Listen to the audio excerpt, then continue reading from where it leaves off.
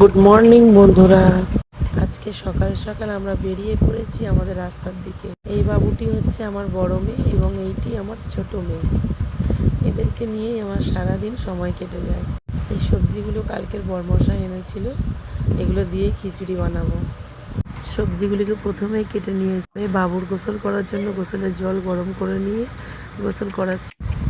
মেয়েকে গোসল করানোর পরে আমি খিচুড়ি চড়িয়েছিলাম ঘি আর লবণ দিয়ে। আমি তেল অ্যাড করি না, ওখানে আমি হলুদ ইউজ করেছি আর লবণ দিয়েছি, লঙ্কা দিইনি। আর সত্যি কথা বলতে বন্ধুরা, দুটো বেবি একদম পরস্পর, তো তাই আমার সময়ই হয়ে ওঠে না ভিডিও বানানোর। তবে চেষ্টা করব টুকটাক তোমাদেরকে শেয়ার করার। আর তোমরা বন্ধুরা পাশে থেকো। আমার নতুন চ্যানেল, এটা নতুন চ্যানেল বলতে গেলে অনেক আগের চ্যানেল, বাট আমি প্রায় 4 বছর পরে শুরু করছি। তো সুতরাং সবাই পাশে থেকো, সাবস্ক্রাইব করো, এভাবেই যেন এগিয়ে যেতে পারি আমার বাবুদেরকে নিয়ে। আমি দেখতে দেখতে আমার খিচুড়িটা অলমোস্ট রেডি হয়ে আসবে। গরম জল দিয়ে দিয়েছি, এবার আমি খিচুড়িটা আমার বাবুকে খাওয়াবো।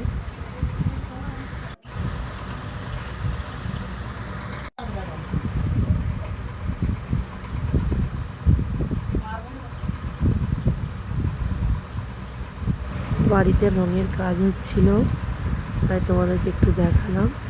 এদিকে মা আমাকে একটা শশা খেতে দিল, শশাটা খেতে খেতে আমি ছাদে উঠে গেলাম। সকালে ছাদের পরিবেশটাও তোমাদেরকে দেখাবো বন্ধুরা।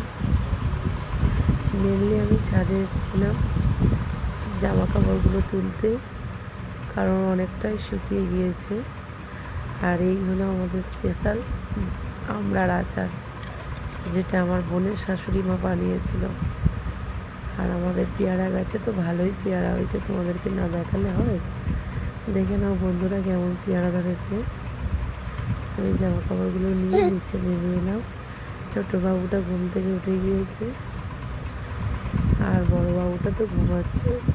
বড়টা দুষ্টু, বাট ঘুমিয়ে পড়লে আর উঠতেই চায় না। আর এদিকে খিচুড়ি নিয়ে এবার ছোটোটাকে খাওয়াবো। এর আগে বড়টাকে খাইয়ে ঘুম পাড়িয়ে দিয়েছি, ছোটোটা না খেয়ে ঘুমাচ্ছিল।